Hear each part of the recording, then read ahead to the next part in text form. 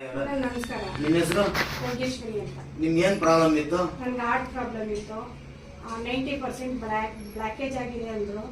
ಓಡಾಡಕ್ಕೆ ತುಂಬಾ ಕಷ್ಟ ಆಗ್ತಾ ಇತ್ತು, ಆಯಾಸ ಆಯ್ತಾ ಇತ್ತು, ನಡೆಯಕ್ಕೆ ತುಂಬಾ ಪೇನ್ ಬರ್ತಾ ಇತ್ತು, ನಿದ್ದೆ ಬರ್ತಾ ಇರಲಿಲ್ಲ. ಅದರಿಂದ ಸ್ಟ್ರಗಲ್ ತುಂಬಾ ಆಗ್ತಾ ಇತ್ತು. ಇವಾಗ ಕಮ್ಮಿ ಆಗಿದೆ. ಡಾಕ್ಟರ್ ಏನ್ ಹೇಳಿದ್ರು ನಿಮ್ಗೆ? ಡಾಕ್ಟ್ರು ಮತ್ತೆ ನನಗೆ ಸರ್ಜರಿ ಮಾಡಬೇಕು ಅಂತ ಹೇಳಿದ್ರು. ಇವಾಗ ಸರ್ಜರಿಯಿಂದ ನನಗೆ ಯಾರೋ ಹೇಳಿದ್ರು ಫ್ರೆಂಡ್ಸು, ಈ ಥರ ತಗೊಂಡ್ರೆ ತುಂಬ ಒಳ್ಳೆಯದು ಅಂತ. ಅದನ್ನು ಟ್ರೈ ಮಾಡೋಕ್ಕೆ ನಾನು ಆಯುರ್ವೇದಿಕ್ನ ತಗೊಂಡು ನಾನು ಟ್ರೈ ಮಾಡ್ತಾ ಇದ್ದೀನಿ. ಇವಾಗ ನನಗೆ ಅದರಿಂದ 30% ಅಷ್ಟು ನನಗೆ ಉಪಯೋಗ ಬಂದಿದೆ.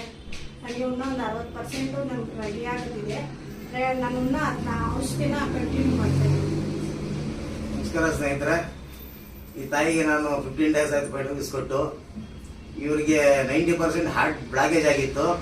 ಇವ್ರಿಗೆ ನಡೆಯೋದು ತುಂಬಾ ಕಷ್ಟ ಆಗ್ತಾ ಇತ್ತು, ಆಯಾಸ ಆಗ್ತಾ ಇತ್ತು, ಸರಿ ನಿದ್ದೆ ಬರ್ತಾ ಇರಲಿಲ್ಲ.